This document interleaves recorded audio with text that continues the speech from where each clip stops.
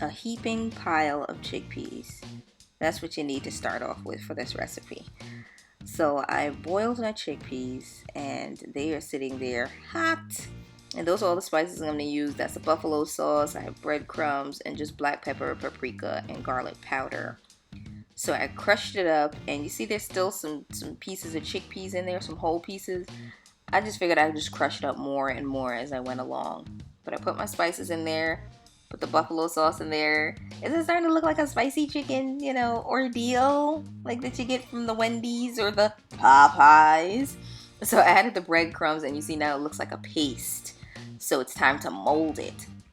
So I wanted to mold it into even sizes. I think some are a little bit bigger than the other, but I wasn't going to do a big chunk. I know Popeye's got a big chunky piece of chicken in theirs, but this is chickpeas and you got to do it a little differently.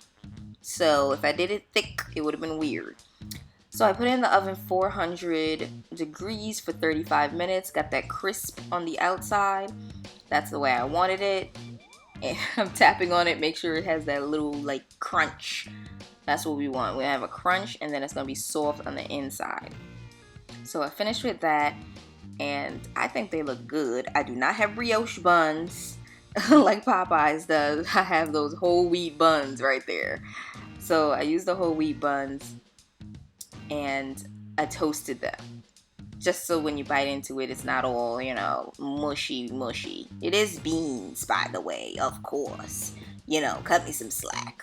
But that's how it came out, and I think it looks good. It looks really nice. I have the pickles and the mayonnaise in there, vegan mayonnaise, and some pickles. I smushed it down because I'm like, oh, the Popeyes, they get in that little, pocket thing.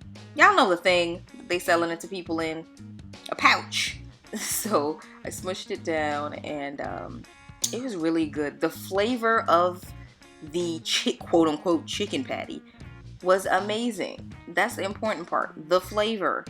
It was so good, and I love me some vegan mayo. I love me some pickles, and I like it. Homemade.